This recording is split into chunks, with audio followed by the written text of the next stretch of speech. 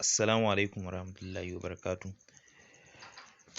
Wannan ɗan takaitaccen bidiyo ne akan yanda zaka siya ICO idan bayan ka yi rajista da OZC sun baka kyautan 10 US dollar a cikin airdrop wallet naka.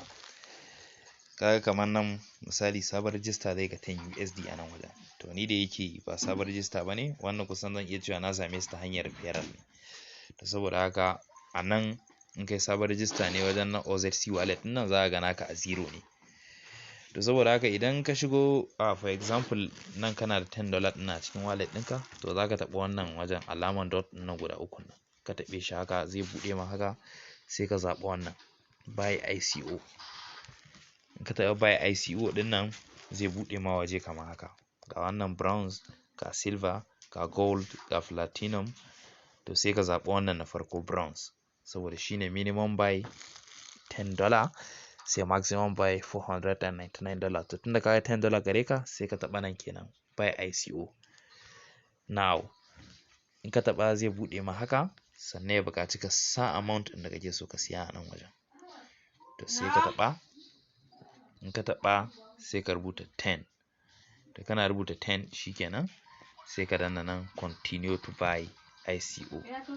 To kana dannawa sai wuce gaba, in ya wuce zai nuno ma confirmation nan bronze 0.23 USD per OZC.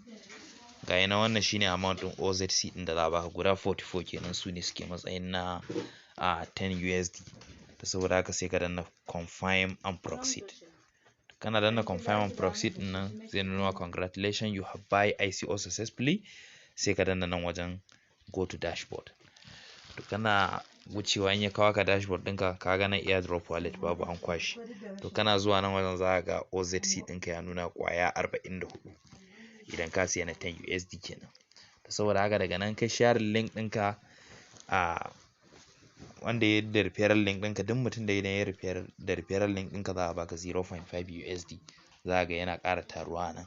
To ta yanda na samu wayannan duka na har haɗa kenan na siye su.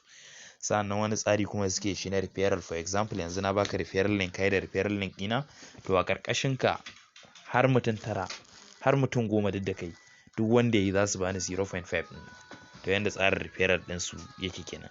To saboda haka kaga wannan ita sai golden opportunity gaskiya.